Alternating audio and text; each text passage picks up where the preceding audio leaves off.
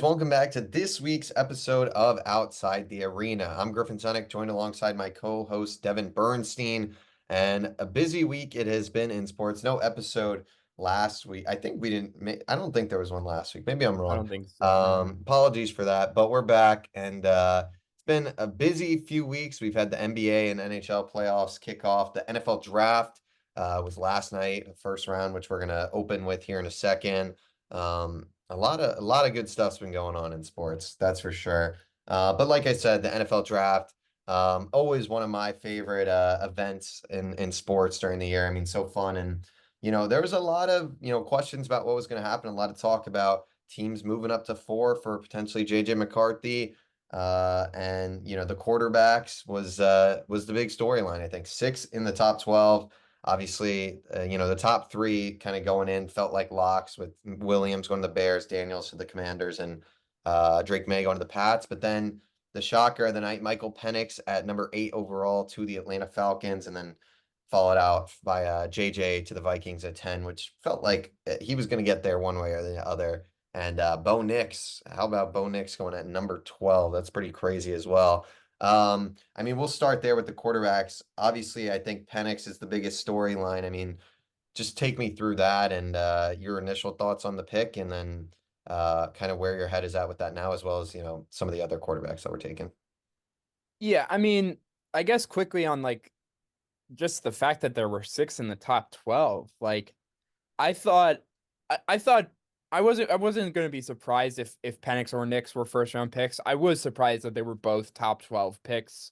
Um, with the age and the upside concerns. But I get it because teams need quarterback, and if you think the guy can be a good starter, like you're taking him, you're not thinking about anything else. But yeah, I mean, Penix, the shock here is just like you can be as big of a Penix fan as you want to be, and it can still not be a good pick because there's just very little room for this, torch being passed the right way, so to speak. The first example they brought up, the Falcons, was, Mahomes and Alex Smith, and it's like I just don't see that at all. Like, I mean, Alex Smith, first of all, had been there for years. He was not, in my opinion, nearly the level of quarterback that Kirk Cousins is.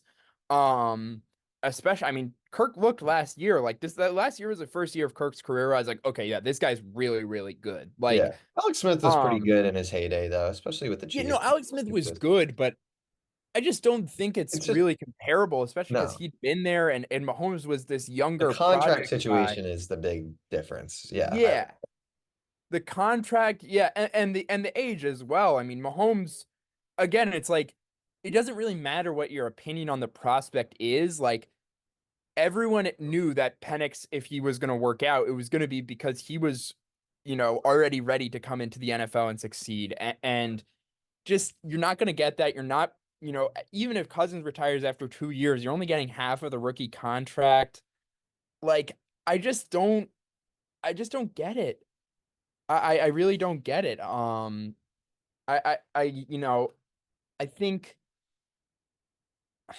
think I like Penix is the issue here. So it's hard for me to say I wouldn't have done it, but I just don't get why you would have gone into the draft thinking, oh, we really like this Penix guy, and you just gave such a huge, like, I just don't get it. Like, didn't we just see what happened with Daniel Jones and how poorly that handicapped their team? Like, if you thought Cousins wasn't a secure enough deal to where you would want to draft a quarterback for the future who might be better one day or whatever it may be, just wouldn't have given Cousins that money. I just don't see the connection between the two. It's almost like when, a new front office comes in and drafts the same position the team did last year. But at least in that case, it's the other front office that drafted the first guy. But I mean, this is the same front office that made that move like a month ago. I just very confused. And I feel bad for everyone. I mean, I feel bad for Penix because, the second he's drafted, it's not good for this guy for seeing a ton of money and getting, achieving his dream that he's, wanted to, I'm sure, since a very young age. Like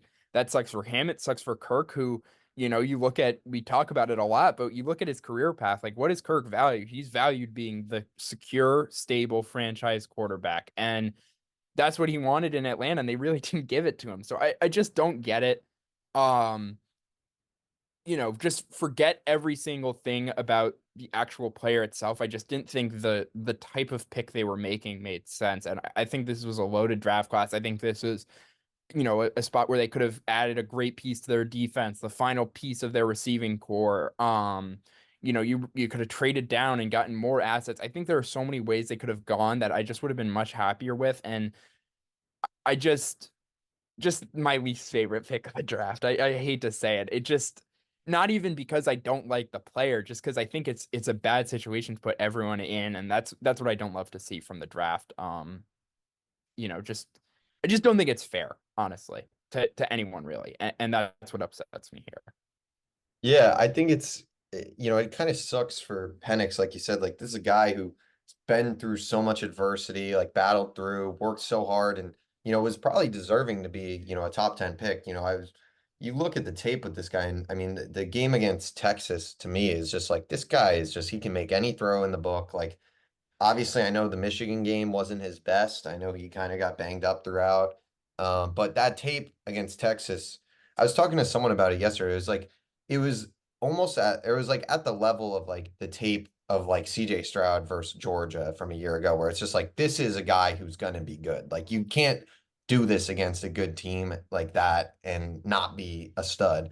I think, yeah, and we kind of talked about it beforehand off air. Like, it's just the age of Penix makes this strategy just not make sense because if you were doing this with JJ McCarthy, who I think Michael Penix is better than, but if you were doing it with him, JJ is what, 21 years old? That, it makes a little more sense. Then we're probably talking JJ maybe starts playing around 23, 24. It's like, okay, like, you still got your prime. Obviously, you know, and hopefully JJ's kind of improved. Michael Penix is 24. He was in college for like 6 years. Like, this is not a guy who, like, is sitting for 3 years. Then he's 27, and it's like, well, then your franchise quarterback all of a sudden has got like, who knows how many good years if he even is going to be good. So it's just a weird pick. Like you said, like I think it, gets you on the wrong foot too with Kirk, which is just weird. I mean, you invest all this money in him, and obviously I understand that. Look, the quarterback's the most important position.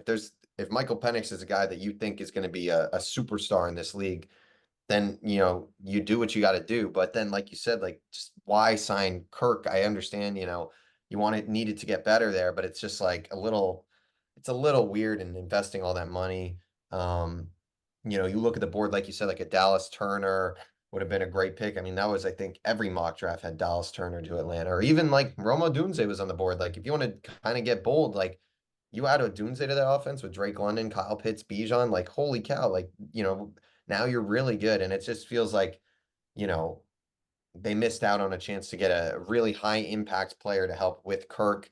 Obviously, looking ahead to the future a little bit. But look, at the end of the day, I will say this team has a second rounder. They have two thirds, a fourth, a fifth, and two sixths. They have a lot of picks left. So they're still going to be able to upgrade their roster. So this doesn't have to be a total disaster. I just think now you got to shift your focus and really upgrade the roster. And look, I mean, this could be we could look back on this 5 years from now and applaud the Atlanta Falcons and Michael Penix is their starter and he's a star and they drafted well the rest of the way and added a few impact players. Or this could be one of the biggest shit shows and mistakes in NFL history.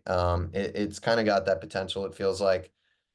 But, I will say it kind of makes me wish Kirk didn't go there because I'd be super excited about that if it wasn't the case. When you'd have Penix, Bijan, Drake London, Kyle Pitts, like that would just be such a fun offensive core to watch. And I'm sure we will get to watch it at some point, but obviously, just a complicated situation for sure right now. Um, I'll pivot real quick. I want to talk about I mean the top three, like I mean, it's so expected, I feel like. Obviously the Bears are in an incredible situation. They're gonna be really fun to watch next year. JJ to the Vikings, I really do like. I think, under Kevin O'Connell, he's coming in. He's got, three really, really good weapons. You've got Aaron Jones in the backfield. Like that Vikings team, I think, could surprise some people. They also went out and got Dallas Turner in the later rounds, which I mean, they might be up there with the winners in the draft because all this talk was that they're gonna have to move up, give up those first round picks, and they hold pat. They had to give up, a fourth and a fifth to ensure they got JJ or whatever and then you trade up later for Dallas Turner. I mean, this is I don't want to say it's going to be because I don't think JJ is going to be good as like a CJ Stroud, but like look at the Texans last year. It kind of reminds you where it's like they got their quarterback of the future and they got their, star pass rusher for the future. And this very well could be the case. And, Minnesota's got a lot of talent on that team already. I think that division as a whole is going to be insane. All four teams, I think, are going to be really competitive, really good. So I like the JJ move. And then the Bo Nix, I think the Broncos just kind of got screwed to put it lightly. I mean, Bo Nix was not going to be there if, they didn't take him there and they were going to be, without really a top quarterback in this class. Um, Are you you forgetting someone, Griffin? know, Mormon Mahomes? Mormon Mahomes. Well, I know. Well, that's what I obviously Zach Wilson there, but yes, maybe the resurrection of Zach in Denver, but yeah, I think they kind of got forced their hand, and Yeah. I know teams behind them like the Raiders kind of got screwed, but that's what happens. And Bo Nix, a guy who he really developed from his time at Auburn to Oregon, and we'll see. I don't think this guy's going to be a superstar. Could he be a solid quarterback? Sure. He does kind of give me, and maybe it's just because he's white and his throwing motion's kind of similar, but Drew Brees vibes. Like, it's kind of it feels like a prototypical Sean Payton kind of quarterback. So it'll be interesting to see. I mean, that Denver team is, a mess as well with the rust cut. And I mean, that they've just kind of, it's interesting to see some of these like how some of these trades like the Bears and Panthers trade last year, like how the Panthers and they've kind of recovered this offseason, but they just drove the franchise in the ground. And then the same with this Broncos and Russ trade. I mean, it's just a years and years of recovery. But Bo Nix, they've got their guy now, so it's a new era in Denver. I think probably should not have gone number 12, but at the end of the day, they had to get in their opinion, their guy, and that's what they did. So yeah. Yeah, I'll start with McCarthy and I guess just quickly on the Vikings in general, like really good on them for not getting desperate. I think it is real that they wanted to get up to 3 for May. Yeah. Um, and I think the fact that that didn't happen and they didn't immediately panic and trade 11 and 23 for 5 or whatever the trade would have been. I'm really impressed by that because it's really hard to kind of be staring in the face of potentially not getting, who could be your franchise quarterback and take that risk. But they kind of did because, they already had traded a second next year. They already had, traded picks here and there. They traded a fourth and fifth and whatever. They ended up trading back up there. They didn't have a ton of assets to just move around and they ended up moving up twice. But, if they'd moved up to 5 for McCarthy, they probably wouldn't have kept 23 in general. And maybe they somehow would have, but they definitely wouldn't have been able to move back up for Dallas Turner. So I just think that shows like the good asset management, and part of it is they got lucky. I mean, what if the Seahawks? I heard they had interest in Penix. What if they called up to the Chargers at 5 and offered them 3 first-round picks? Like, there's not much the Vikings can really do there in that Yeah. situation, but I think it played out well, slash they prepared well, or were able to tell what was going to happen, or just were happy with a bunch of options. But I think that was a great job to get someone who I think everyone was like kind of thought he was going to go a little higher than we thought he should have. Um, and I don't think that ended up happening. I mean, in a bucket, is JJ McCarthy a better, prospect? Does he project to be a better pro football player than, Brock Bowers, who's taken after him? No, I mean, I'm much more confident about Bowers working out, but it's a quarterback. I mean, you have to take him if you think the guy's going to be good. Especially if your quarterback is Sam Darnold right now. Um, Maybe he's back though. Maybe Sam Darnold's gonna be the guy. Maybe Sam Darnold's back. I will say this. Darnold apparently is like the age now that Rodgers was like in his second starting season. So pretty wild to think about, but I don't think Darnold's going to turn it around, and I think McCarthy will get the job here sooner rather than later. Um, with Knicks, I think you put it really well. I mean, I know the NFL doesn't really do tanking, especially not intentional tanking, but I think you could have pulled the we're gonna be bad at quarterback card this year and just I mean, if I'm Sean Payton, I mean, I think he came here and was so stubborn on saying, no, no, no, I don't want to try to build this with Russ. Like I'm Sean Payton. Why would I do that to myself? And then the second he sees a quarterback he thinks he could maybe make it work with, he pulls the trigger on him. And just think with the contract he got and the level of lenience I would expect him to have, like I don't think I think the Broncos front office is understanding that Peyton kind of inherited a shit show here. And I don't think they're gonna fire him after 2 seasons if he hasn't found every single hole on the roster. But I think in 3 seasons, if Bo Nix sucks, then they might fire him. And I just, obviously you shouldn't be doing everything, as a coach based off of what's going to keep your job the safest, but just think this is such a risky move, like without the most upside. I mean, like, Drew Brees obviously a great quarterback, but Bo Nix, like the physical comparison to Brees is there, and maybe he is a bit bigger, probably a bit stronger arm, maybe more athletic, whatever it may be, but um, I just don't think he's limited, some unlimited potential guy, and he's old for a quarterback prospect. I think he'll be fine, but is a fine quarterback going to make Cortland Sutton and Marvin Mims Jr., look like a good receiver? I mean, seriously, like, does Sean Payton think he's like, what does Sean Payton think the path here is to this being a good offense next year? And I think you could make the argument, well, there's nothing they could have done to make it a good offense. And I'd agree, but at that point, I'm just saying, okay, I'm not drafting a quarterback unless I really think he's a can't miss prospect. And I just don't think they actually believe that about Bo Nix. I just Yeah. don't believe that. I I think don't. part of the problem also though is like looking next year's draft, like who's the top quarterback coming out of that class? Like, is it like I don't even like know if it's like a Jalen Milrow or like what the deal is, like who the top My quarter guess will be Milrow or Quinn is the Ewers, most I likely guess. guy to end up getting drafted number one. But I think if like the draft, if the Quinn 2025 Ewers is draft was probably the tomorrow for top, some right? reason, I think it would be Sanders or Beck from Georgia. Interesting. Quinn But you're Ewers, I right. think It he's doesn't seem like this type of class where yeah. I'd be shocked if there's 6 first round quarterbacks next year, let No, alone there'd probably six. be like two or three. Yeah, I guess Exactly. yeah, Milrow, Quinn Ewers is another guy who's probably he might be the number one right now. I don't even know. Yeah. I Um, mean, I don't see it with you, to be honest. I yeah, I don't don't. know. We'll see what happens this year. But yeah, I think, it's one of those spots where I think that franchise is just, they've driven themselves into the ground at this point. And yeah, I mean, look, at the end of the day, you're in a division with Patrick Mahomes. You're probably not going to have much success anyway. So may as well just eat these 10 years and just, we'll see you, enjoy Super Bowl 50, that victory, and, hope Super Bowl 80 is the way to go. Um, Kind of moving along to some other notable picks here. You know, I think another interesting pick or debate at least was, at number 6 with Giants. Malik Neighbors was the pick. Obviously, you had, guys like Penix, JJ McCarthy there, who I know had some buzz. But, it seems like the Giants are going to stick through with Danny Dimes for a little bit.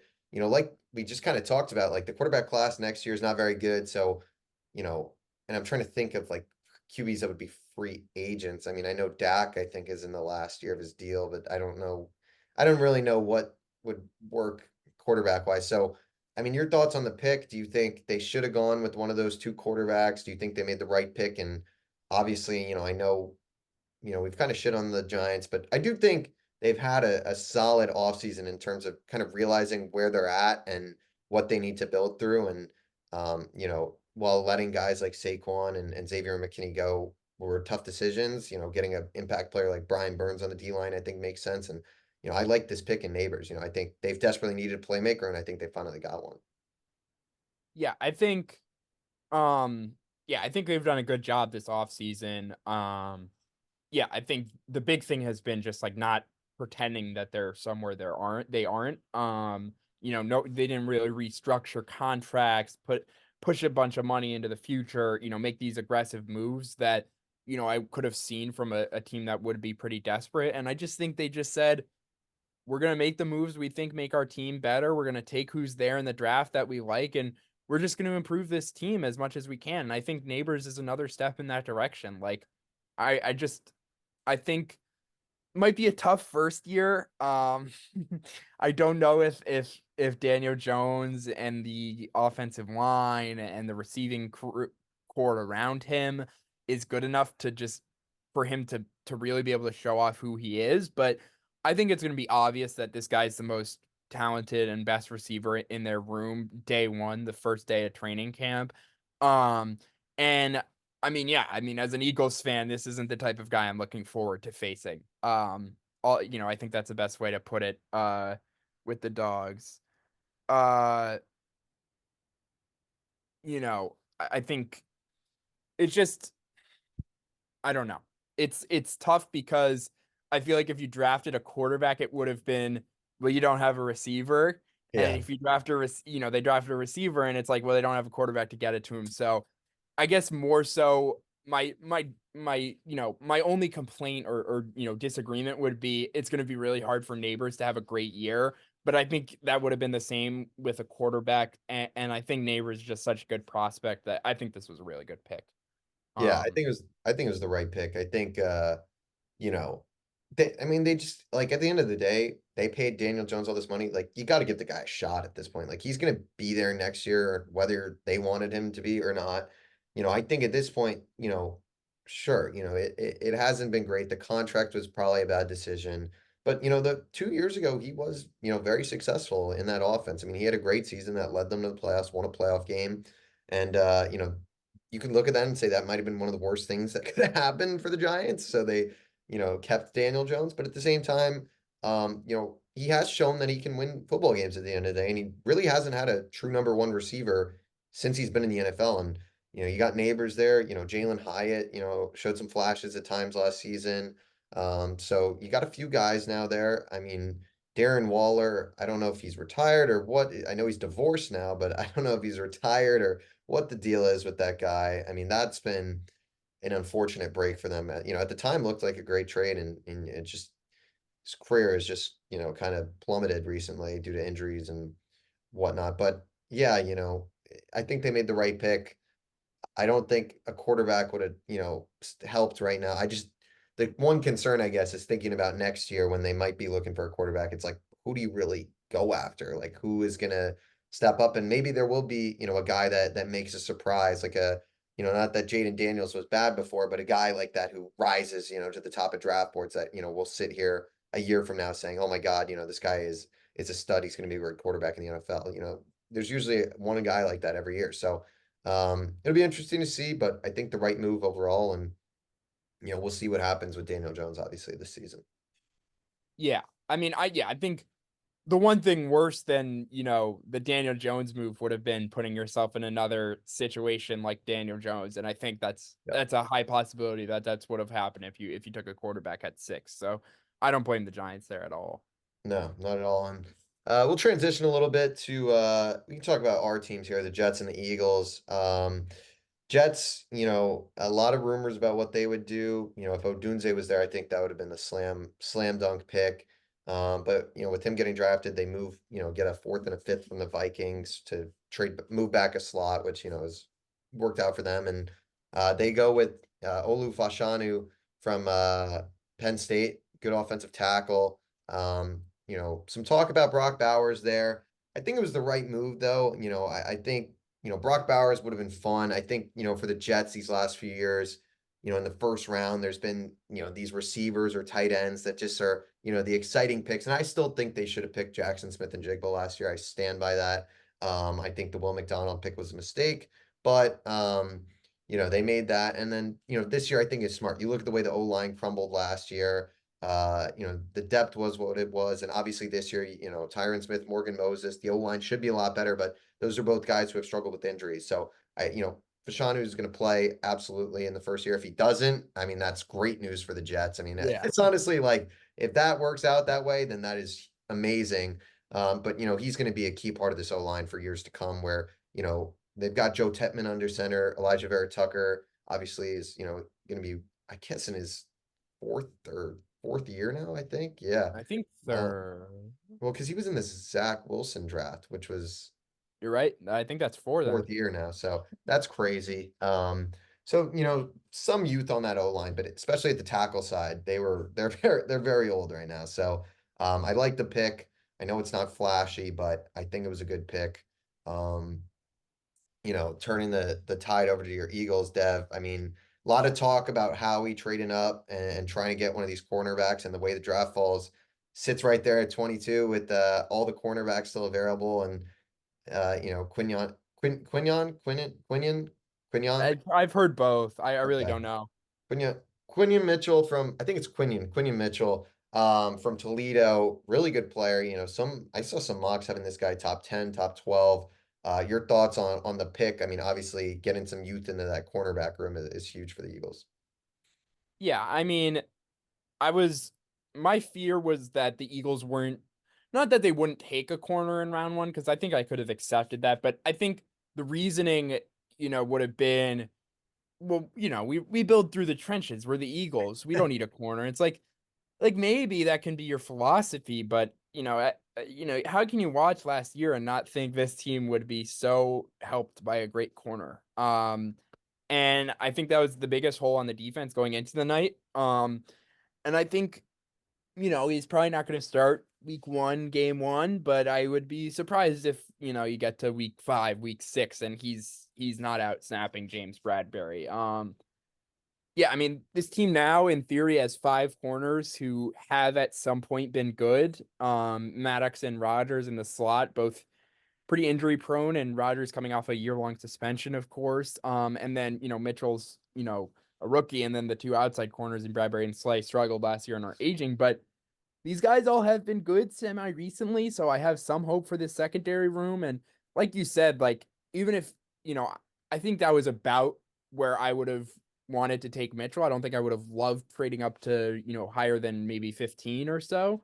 But generally people then would have been, surprised if I said 24 hours ago that the Eagles were just going to get Mitchell at 22 Yeah. straight up. And I think that's the first sign of good value. I think um it's rare it's hard to find corners who know how to play the position. I know he went to Toledo, but he was way better than everyone else at Toledo, which is the first thing you're looking for. I'll always say that with a small school prospect, but like if you're not dominant, then yeah, I can have some of the questions about the small school guys, but if you're just killing everyone, then that's what I want to see.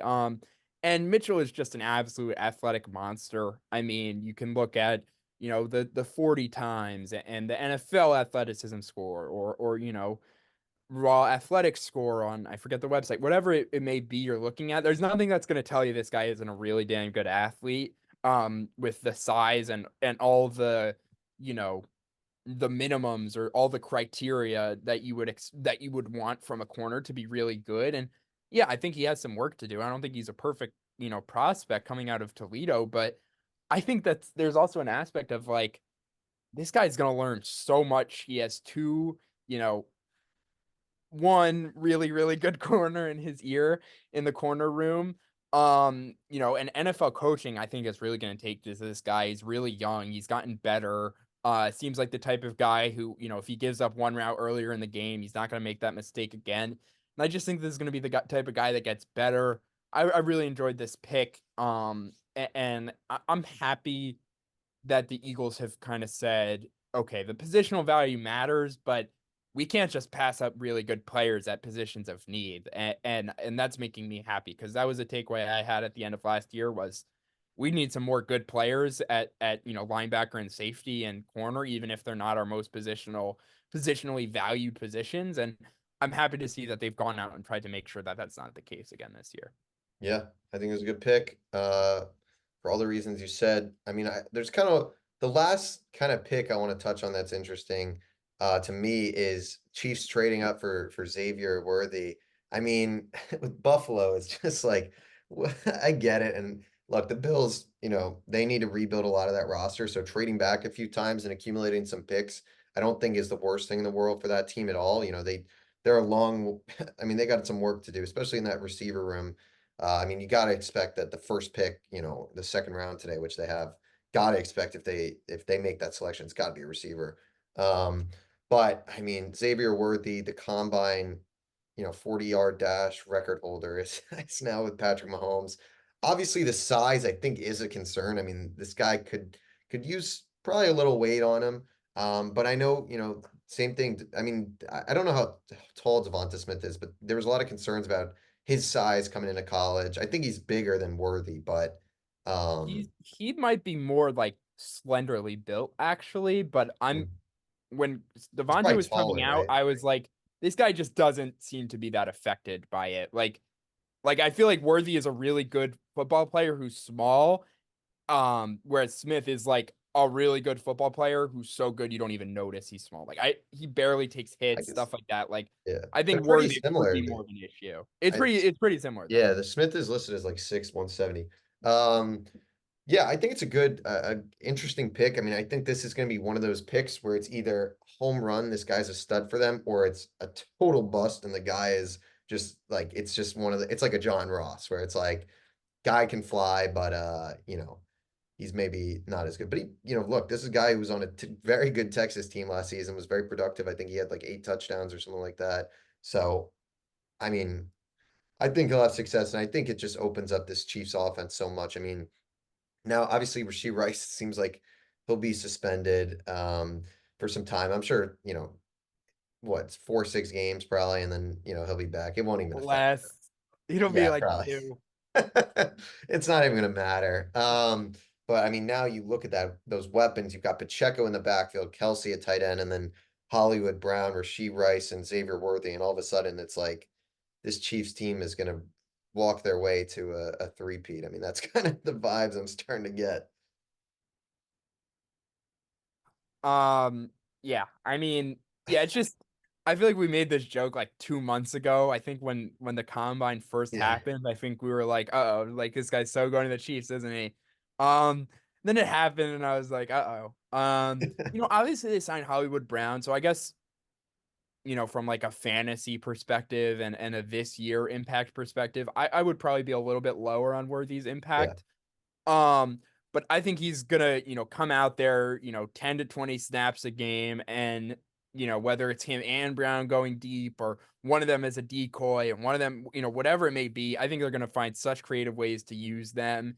And I'm just it's obviously very cliche, but I'm just thinking about, those two guys clearing out for Rasheed Rice and Travis Kelce over the middle. And like, I know that's like, every football fan ever will think about, what a good deep threat could do for the rest of the options in the offense. But having two deep threats when they really had maybe half of one in MVS last year, um, I think Hollywood Brown's in for a good year as well. Oh Um, yeah, that I guy might just go crazy.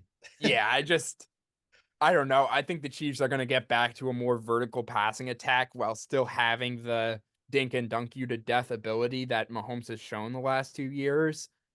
Um, yeah, I mean, we as soon as they won the Super Bowl, we kind of talked about how the Chiefs are going to be tough to beat for the next however long, and it just feels tougher and tougher. I still can't believe they won the Super Bowl last year.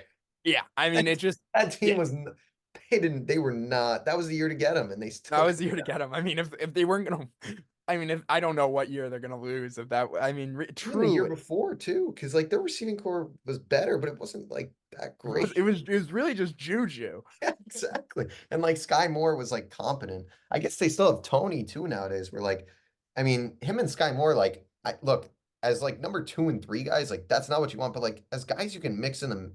That's the dangerous thing now. I think is like I know those guys get a lot of shit, but like if you mix in those guys, it's like wide receiver 4, wide receiver 5, like that's even a little like I know Tony gets a lot of crap, but like he can make plays when he catches the ball.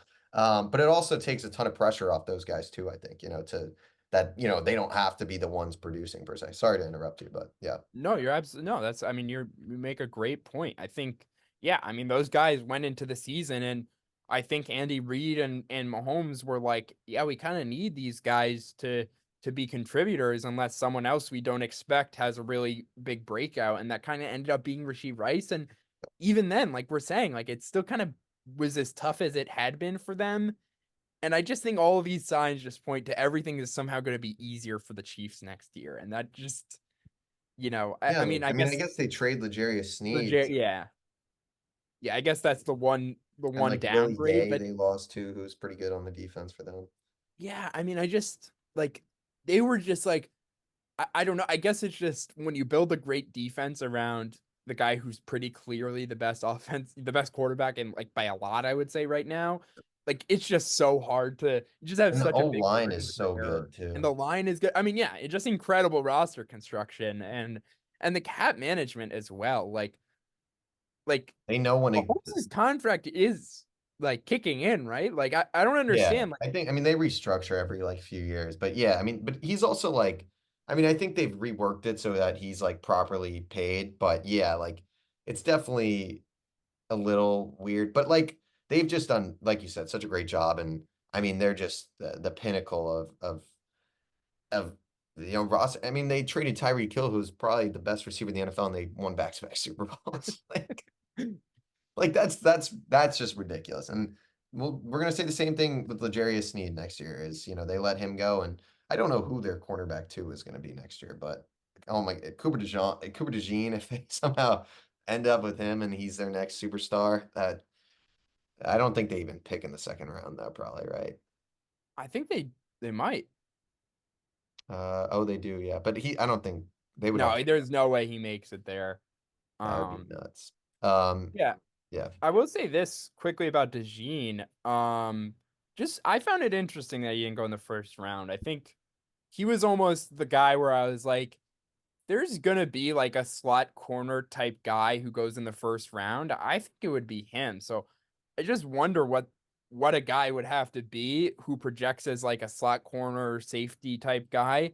Like how good would they have to be to go in the first round? Because I mean, I don't know what the teams are concerned about with him in terms of how good he's going to be. Like, I don't think there's any way he comes into the league and isn't a very good slot corner or yeah, safety at the very least. So, just interesting. I guess part of it I'm always reminded of this is it's not necessarily that you wouldn't take a player as good as him in the first round. It's more so that you'd rather find and you think you might be able to find a solid starter in the fifth round or yeah. something like that. So I don't know. I just think in a vacuum though, it feels weird that he's still available going into day two. Yeah, I mean, it'll be very interesting to see where he ends up his NFL journey. Obviously, I think a lot has been thrown out about him as being one of the only white cornerbacks. We'll see if he stays at that position, obviously. Um, but yeah, we'll pivot now to the NBA playoffs. The NFL draft, obviously. The NFL draft always kind of marks the the end really of the off season. It feels like sometimes, and now there's going to be a good three months or so before the NFL really becomes super relevant again. So farewell NFL for now, I guess. But moving on to the NBA, playoffs, first round, fully underway here. And I mean, obviously we're going to start with your Sixers, who it's been a hectic series so far. I mean, one of the all-time great chokes in that game too. I mean, that was something. But they bounced back last night, took down the Knicks at home. I know there's clips out there of that viral clip of Embiid kind of dragging Mitch Robinson down, which I know Knicks fans aren't happy about. Is definitely a scary. I think it was a scary situation for both players with Embiid. You get stepped on by a guy like Mitch in the chest area, that could be really bad. So I mean, having a sprained ankle kind of come out of that is probably the best thing that could have happened. But yeah, I mean, I'll let you take the floor here. I know you got a lot of thoughts, probably your thoughts so far on the series, and do you think the Sixers can get it done at MSG one time to, win the series? Yeah, I mean, I think they can. Just based, you know, I'm gonna get more into this, but they very easily could have won at least game two. They should have Regardless, won game two. they Like, should have won game two, regardless of what you think about any of it. They should have won game.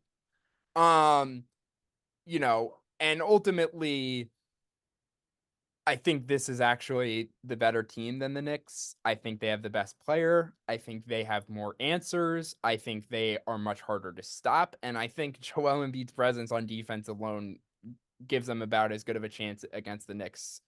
Um, gives them about as strong as a defense as the Knicks have in total, I would say. I mean, truly, I think um the basketball has not been enough of the focus in this series, I guess. too much complaining on both sides, too much reviewing, too much obvious calls that are just taking way too long. Um and frankly, I think it's a situation where I don't know what NBA playoffs people are expecting, but I mean, I don't remember the last like serious NBA playoff game where guys like don't get into each other's face or there's not a semi-hard foul or guys aren't chirping a little bit. Like this is basketball. It's every sport to be honest. I mean, there's, part of hockey is fighting. Part of, football is how hard can you hit someone. Part of baseball is, the unwritten rules and, what causes someone to get hit by a pitch and whatever and all that stuff. And it's just part of sports. I mean, it's not my favorite part, but it's just what it is. I mean, these are intense guys at the absolute peak of athleticism, to be honest. I mean, competing, putting everything on the line. Like, of course it's going to get intense. Like, of course there's going to be, dangerous situations for the players, and it sucks. I wish no one ever got hurt, but I don't know why this has become the situation where NBA fans are now, so afraid and unused to physicality in the playoffs. I mean, the way I see this is ultimately the Knicks are a physical team and they know their best chance to slow down Embiid is to be physical with him, and I don't blame them for that. And I don't blame the refs ultimately either for leaning on the side of letting them play with really the exception of the end of game 2. I don't think the calls themselves have really been bad. It's just that every single situation has become the Knicks are kind of trying to get Embiid to do something, and then the refs are really quick to review it. And I just think it's become too much of like almost like a drama fest in a way. Yeah. I just think like I love when guys are trash talking, and I love the Knicks fans, they're obnoxious, and I love the Sixers fans, and I like all that in this series. But what I don't like is that no one was talking about Joel Embiid's 50-point game, and everyone was talking about how he should have been thrown out of the game. And The I mean, dirty first of play. all, I don't think that it was intentional. And Yeah. I just think it was too quick of a like it just happened too fast for him really to be able to like think anything out besides there's a big man right on top of me. I'm gonna protect myself. Yeah. Um like and I just think if that type of situation where you accidentally do something dangerous in the heat of the moment is worth an ejection, then I think fans are lying about what actually deserves an ejection. Like and it's just so interesting because like I said this to you before we started filming, like when was the last time like anyone was like, oh yeah, that guy should have been thrown out and his name wasn't Draymond Green?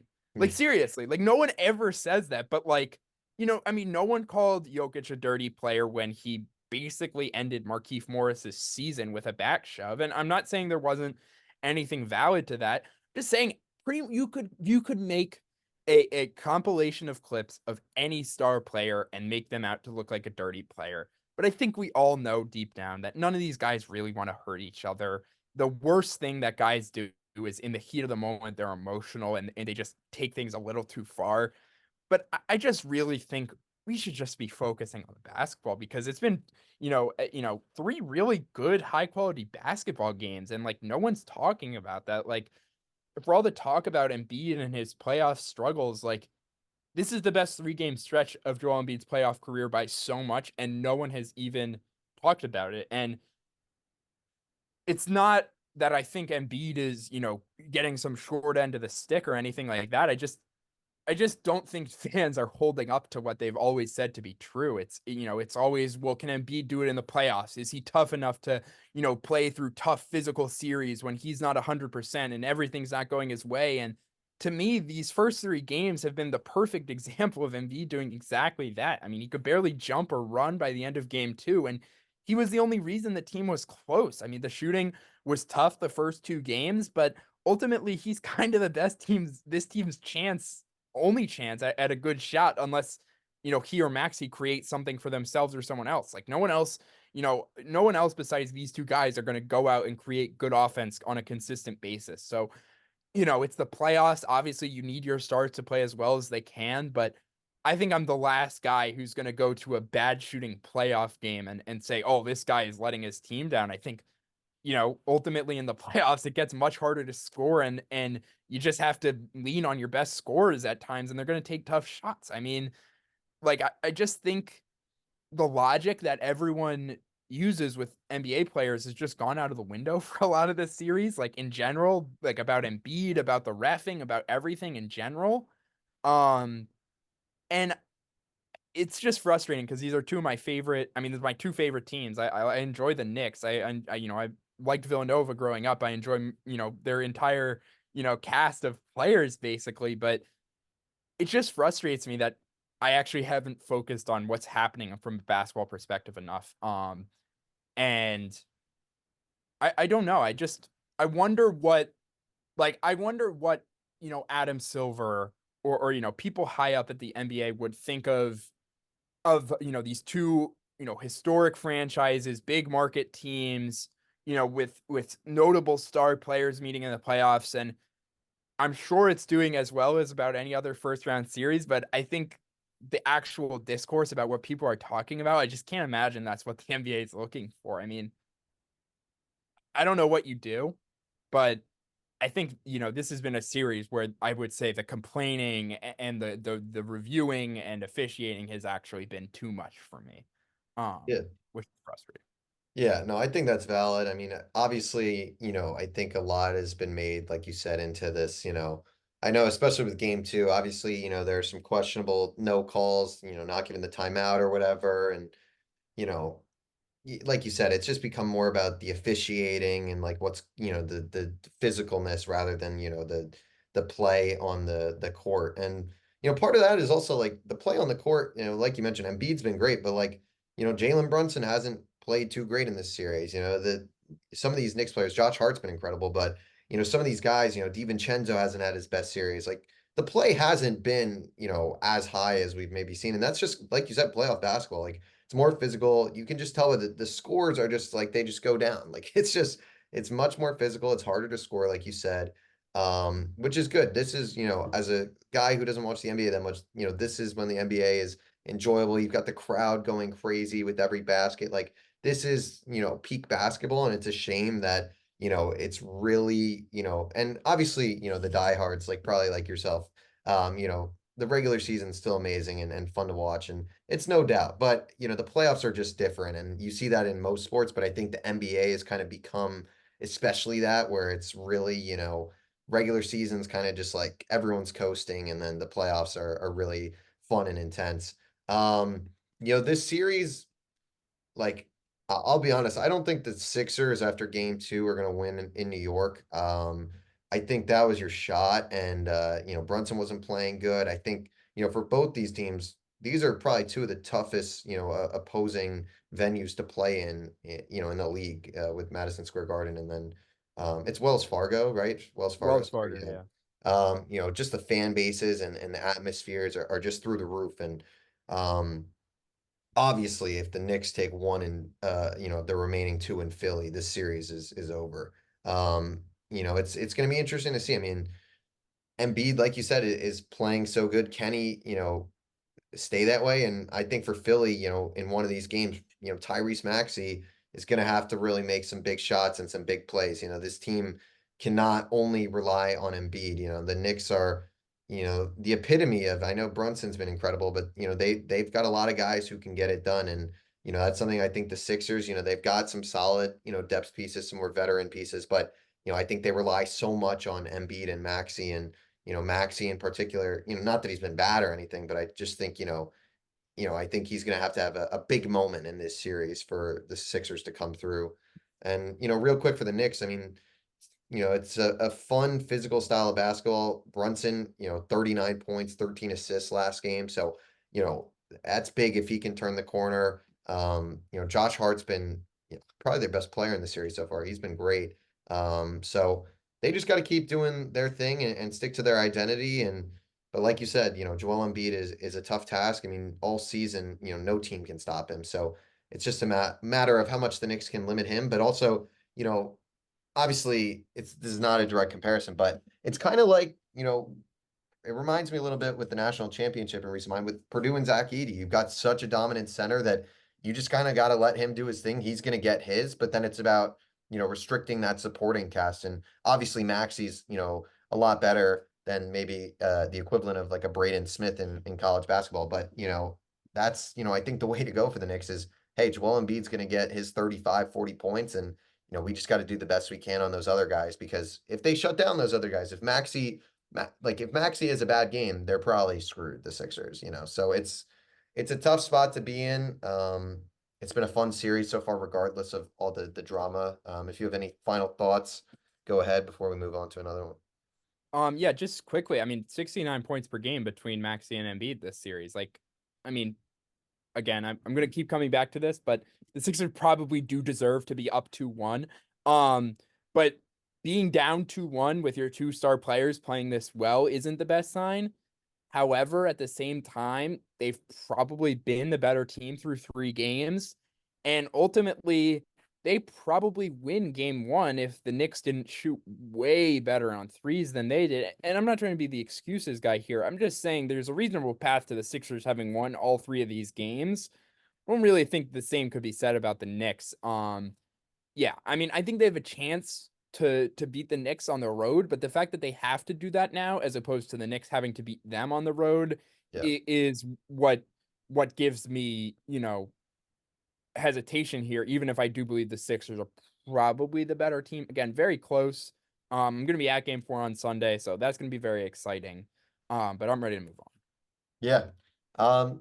So let's move on to Lakers Nuggets. I mean, that's game two, Lakers up 20 points. They really should have won. But, at the end of the day, if this team wasn't going to be able to get it done at home, they were never going to have a shot. Nuggets are up 3-0. I mean, the Lakers, they're doing what they can. LeBron and AD have both been great. It just, what are your thoughts on the Nuggets? Like, is this just going to be a team that just rolls through the West? Like, are they just on that level once again this year? Yeah, I mean, I think this series is so much less about the Lakers than people are making it out to be. And I know that's like obvious that people are talking about the Lakers more than they should, but it's not for like the reasons you would expect. Like I think people are like, well, D'Lo has been so bad and LeBron had 1 point in the first fourth quarter and AD only took 1 shot in the second fourth quarter. And that's true, but it doesn't matter because the way this Nuggets team is built, they're very hard to go up big against. And unless you go up big against them, Jokic is going to find a way to make it a close game with about 5 minutes left. And once that happens, they're saying, fuck you. We're not running any other plays, but things that directly involve Jokic and Murray getting each other the ball, basically. Maybe we'll throw Aaron Gordon a lob. Maybe MPJ takes a three, but it's really just those two guys creating everything. And this is, I mean, really been the case since the bubble. But no one can stop it when these two guys are playing. And that's just the ultimate case. There's no defensive game plan. You really just kind of have to outshoot them. And their defense has gotten really good at communicating, and KCP and Aaron Gordon are so good defensively. This is just who the Nuggets are, man. I mean, their rating, their net rating and their point differential and all these stats are never going to blow you away in the regular season. But come playoff time, this is just so much harder to beat than anyone else. I mean, like, I really like how the Mavs have looked and the last couple of weeks, and I'm high on Luka. I think he's a killer. I don't think they have that great of a chance against them. I love the way the Thunder play basketball. I think they're one of the most skilled basketball teams I can really remember. I don't think they have any chance against the Nuggets. I just don't think they can match up. I think the only team that I on paper give a chance to is the Celtics, but even then it's like I don't even see how the Celtics at the end of games are creating shots as well as the Nuggets. And then it becomes a question of, are the Celtics going to be able to win 4 games against the Nuggets easily? And I don't think that's the case. I don't want to like call the season over, but like So I don't I'm never. gonna jinx it, but I just don't see like if the Nuggets start these 5 guys every playoff game, I don't think they're gonna lose a series. I just don't. Um, I mean, Jokic is incredible. He basically never makes a wrong decision, and he like can't miss from like 10 feet and in. Like, just throws it off the rim and it'll trickle in. Like the touch this guy has.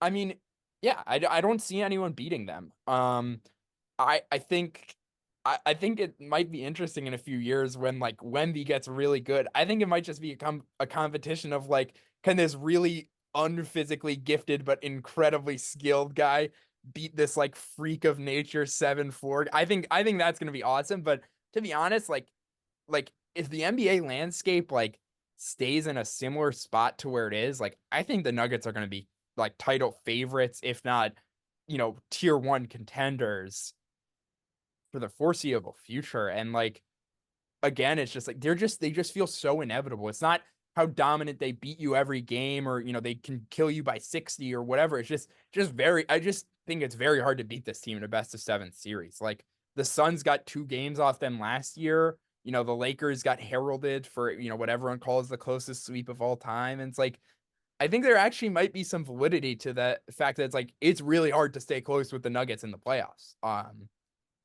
Yeah, I think they might, you know, I think the Timberwolves have looked really good, and we can talk about them in a second if you want, but I don't even know if they have the chance to keep up with them on defense. It's like, I don't know what the answer is for Jokic because, there was a time this year where teams were like, okay, we can't put our center on him. It just kills the rest of our defense too much. We have to put our center on Aaron Gordon.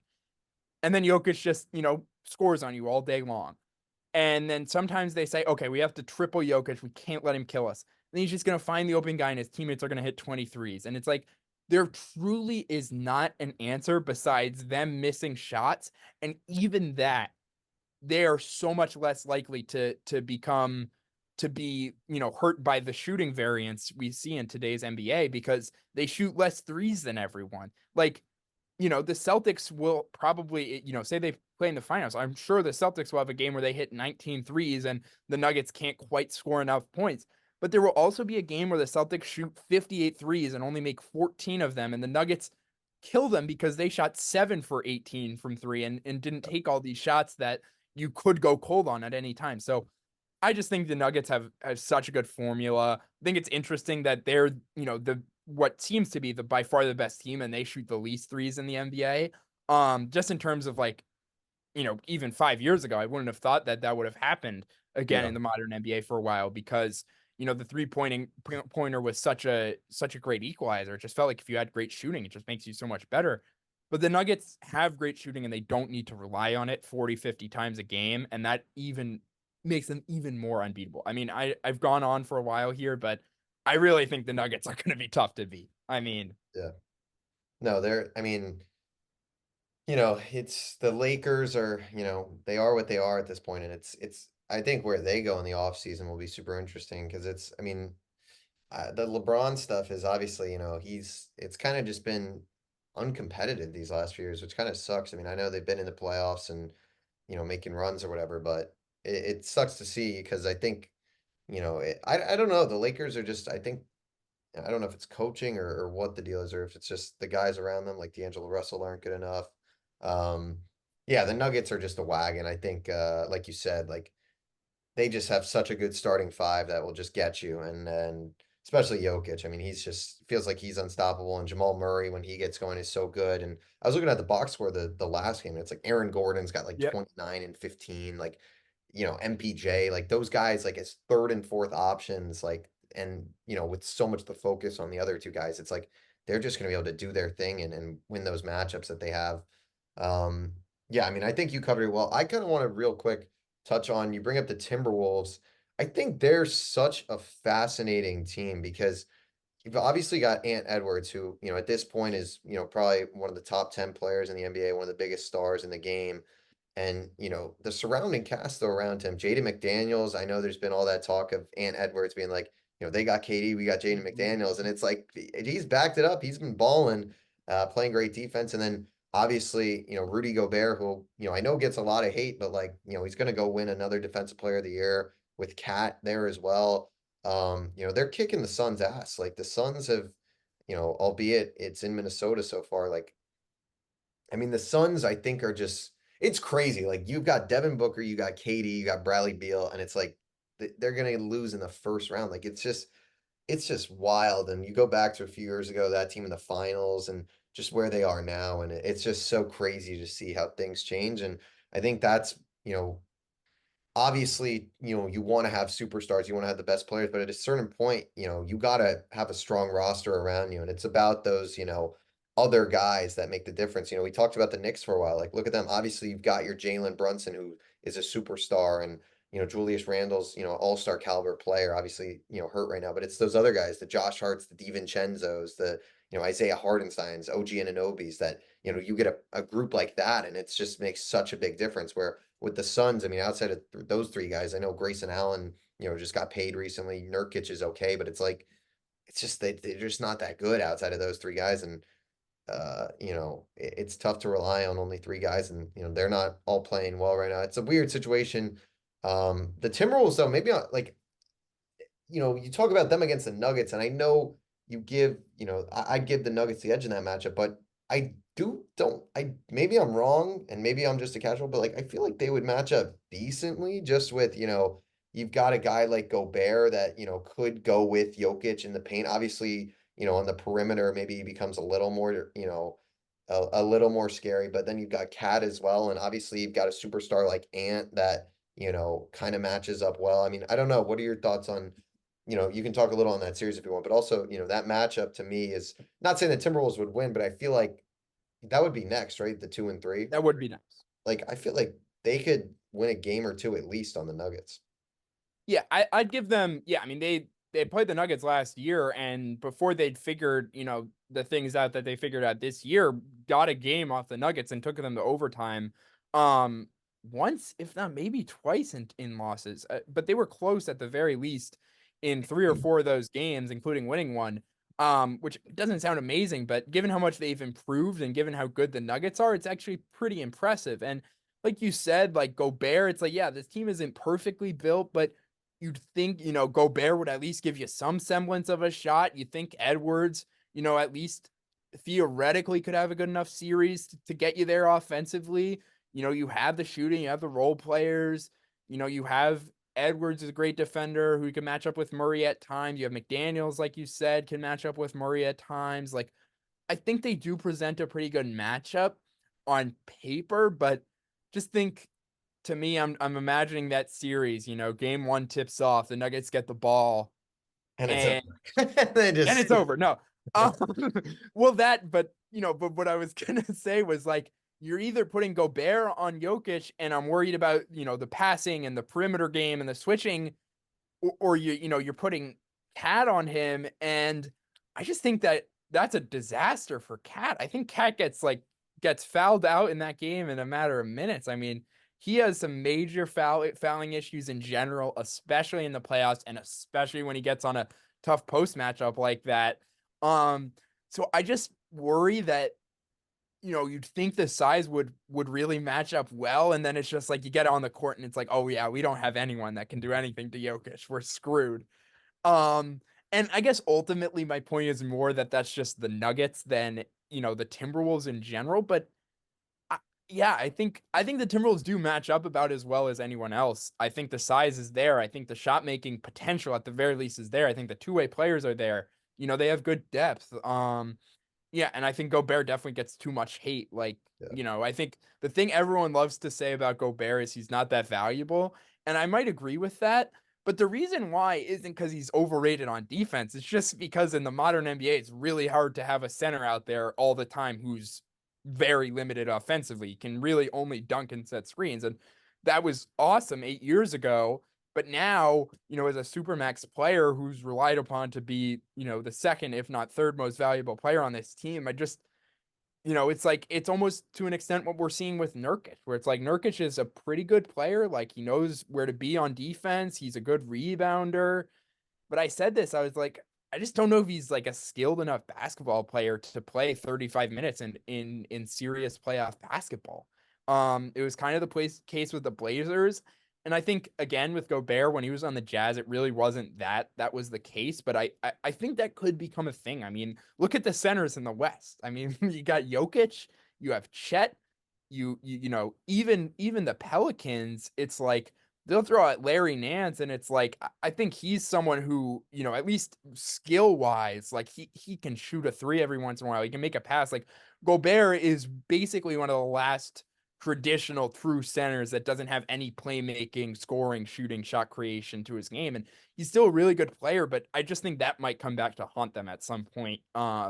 if, say they get to a game 6 against the Nuggets and, Cat's having a great game and their only chance against the Nuggets they think is to, hit, just really keep up with them. Like, what are you doing? Like, are you pulling Gobert? Like, I just wonder at some point is the lack of, I guess ultimately the fact that neither Cat or Gobert are great two-way players. Could that come back Yeah. to haunt them as well? No, definitely. It'd be interesting to see. I mean, definitely trending that way that will be the matchup. I mean, I think the Nuggets would probably smoke the Suns. I mean, But I think the Suns will at least win one home game. yeah, no, Um, I don't think it'll be a sweep at all. No, but no. I agree that, I think oftentimes when a series goes 2-0 to the home team, people kind of write it off as over before it really is. But I just don't think the Suns, I think it'd have to be a really really heroic performance. Which good. I mean, they've got two of the They best in have the it league to though. do it. So if anyone can do it, it is the Suns. Um, real quick, we were talking, some of these series like the Cavs Magic, it's, Bucks Pacers, it's kind of just like, it is what it is. Maybe one of those teams advances, makes some noise. I want to get your thoughts though on out of three teams in the West that, are kind of remaining, the Thunder, the Clippers, and the Mavericks, all three of them, it seems like the Thunder will probably get past the Pels, and then obviously the Clippers and Mavericks are playing right now. Out of those three, I know the Thunder are the number one seed. They've looked great all year. Dallas and the Clippers, obviously a lot of star power there. Out of those three, which would be your favorite to potentially make a deep run in this, Western Conference? I mean, I would potentially pick OKC to beat the Mavs, next round if they have home court advantage. But I think the Mavs would present a much greater challenge to the Nuggets, just based on the fact that I think Luka could have a Jokic type series where it's just like, what do you do with this guy? He's just gonna Yeah. make the right play no matter what. Um, you know, I think it's I guess a closer argument of, would the Sun, how the Thunder and Mavericks match up. But I think it's a great question because, I think the Clippers would pretty clearly be my three, but I don't think I'm writing off the Clippers. Like, like we just talked about with the Suns, like, I don't think the problem with the Suns is necessarily that any single player is underperforming. It's just that the things that the guys are good at on the team don't combine to make a really good team. And I wouldn't say that's the case with the Clippers. I think that they have the big three in the same way the Suns do, but I think Harden, who's turned into more of a pass first point guard type guy, and Kawhi and PG, who as much as they're more, they're not going to guard the best player for 48 minutes nowadays, but they're really good defensive players when they have to be. So I at least see these guys really, make sense playing on the basketball court next to each other. And I just think ultimately the Mavs are just going to end up killing them in this series. But the reason I really don't want to underestimate the Thunder here is, ultimately, if the Thunder don't get killed on the glass, it's basically impossible to beat them. And I know that's not how basketball works. Um, but ultimately, the Thunder have the best turnover margin in the NBA. They score about as many points as anyone per possession in the half court, and they give up about as few points as anyone in the half court on defense. And they're a great transition team. They're one of the most skilled teams in the league. They really don't play any horrible defenders. Josh Giddey is really the only non-shooter that they play, and he only plays like 15 minutes. And by the time it gets to game 6 or game 7 against the Mavs, I don't think he'll be seeing the court at all. Really, So Josh Giddey won't play. yeah, He's it's been getting that bad bad. this year. It Yeah, got there was a point in like February where teams like wouldn't put anyone but their center on him and just like not guard him. that's crazy because I thought he But was like really good last year. well, he was, and part of it is also just that like you have to kind of live with someone taking threes, and the Yeah, Thunder have so many options that it kind of has to be Giddy. yeah, But he definitely has also taken a step back this year. But got it. yeah, I mean, yeah, that is crazy. That He's still you only brought that up. 21 though. It's like Yeah, the guy's yeah, got so much time to get better. yeah. I mean, that's also the thing with the Thunder is it's like none of this is going anywhere. Um, yeah. I mean, I think I don't want to get too far into the future here, but I think, once, in a couple of years, if we have, the Nuggets still playing how they are, Wemby, starting to reach what we think could possibly maybe be his ceiling, and the Thunder getting better and better, I think the West is going to be awesome. But yeah, I think the Thunder, like everyone's like they're inexperienced, they're small, all this. It's like just watching them play basketball, like they're one of the 4 or 5 best teams in the league. Like Mhm. Shea is a killer. Like he's going to be able to score in the playoffs. I think J-Dub is ready to be a good number 2 option. These guys are also both killers on defense. I think Chet is gonna be like basically like what we wish Rudy Gobert could have been, which is like Rudy Gobert if he was really good at offense. Like I think like and Lou Dort's a great role player. Isaiah Joe, former Sixer, can shoot the hell out of it. Like you got Gordon Hayward playing 8 minutes randomly. Like I mess with this Thunder team, and before the season, I did have them finishing first in the West. So I guess that's part of why I'm Wow. such Did yeah, you really? very rare, insane call by me. I don't know where Did you I bet like. on I that thought or they would be no? good, but I was just like, yeah, I feel like the Thunder are gonna be the 1 seed, and it was right. Did you bet on that or no? I did not bet on that. What were the odds? Must have been crazy because they didn't make the I playoffs last year, right? Yeah, their over under on wins was like 43.5. So I mean they were probably projected to finish like eighth or ninth in the West. So I'm sure it would have been very good odds. Some Um good missed opportunities there. Missed opportunity for me. But yeah, I mean, I guess so. Yeah, I guess my point was, I guess that could be part of why I'm, such a fan of the Thunder. But Yeah. I just think they're a really good basketball team, and I think, they do have some flaws, but I don't think the inexperience matters as much as some people think. And I think they're a good enough basketball team to just be competitive. I think they could maybe take the Nuggets to 6, for Yeah, example. I think they're a great team. Like you said, like they're just fun to watch. I think it's just a group of young guys who are best friends that are having a time of their life, and they're really damn good at basketball. Like it's kind of what it is. I mean, for years, with all the trades that Sam Presti was making, all these draft picks, and now it's like it's here. Like the product is like all this culmination of all these picks, all these trades, and it's like on the court, and they're the number 1 overall seed, and they're have a superstar in Shea and another potential forming in Chet and really good player and Jalen, both Jalen Williams, could be solid players, or the one who starts is really, really good. Yeah. Yeah, this is just a culmination of everything we've been, hearing and seeing for 4 or 5 years. I mean, it's pretty cool. I mean, Sam Presti is a wizard, and that's a guy who should keep his job for a very, very long time because, like you said, like this Thunder team is still absolutely going nowhere. Like, I'd actually be curious to see how many draft picks and first rounders they still have because it's I got to think be like it's like 15 or something. it's got to be It's crazy. ridiculous. So let's see. This year they've got 3 first round picks potentially, with Houston's being protected 1 through 4, Utah 1 through 10, Clippers no protection. The next year it looks like they've got 4 picks potentially. Then the year after that, 2027 you skip to, they've got 3. 2028 they've got 2. Like this team is gonna be so good for so goddamn long. It's gonna be crazy.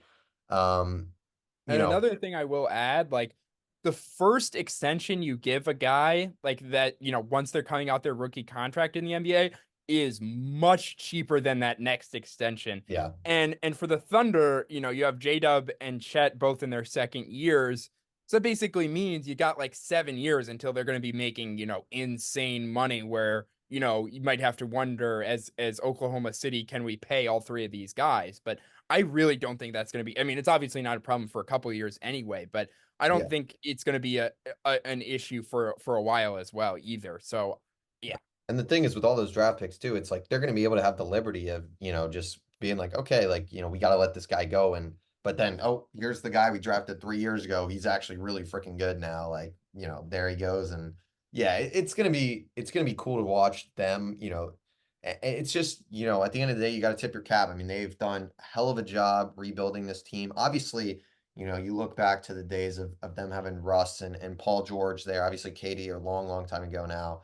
And all those trades they made, and they had Chris Paul for a little bit. Like they had all these guys and made really good trades, and now they've got a really good.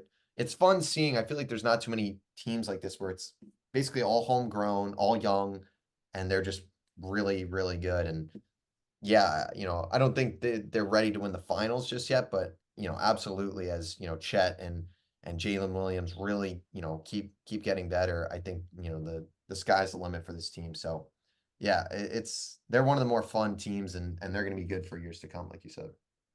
Absolutely. Yeah, well, I think with that, that kind of does it for this week's episode. Um, a lot of action, obviously. NFL draft always fun. NBA playoffs we'll keep talking about each week. Obviously, next week, some of these series will probably be over. If not, I would imagine there's still one or two at least still going, probably. Yeah, probably. Um, yeah, so we'll have all the latest on the NBA playoffs next week. Maybe talk some baseball. Obviously now, like about a month into the season, things starting to take control, take shape a little bit. But yeah, check us out on Apple Podcasts and Spotify at Outside the Arena there if you haven't already. Social media is all in the description below. And thanks for tuning in, and we'll see you all next week on Outside the Arena.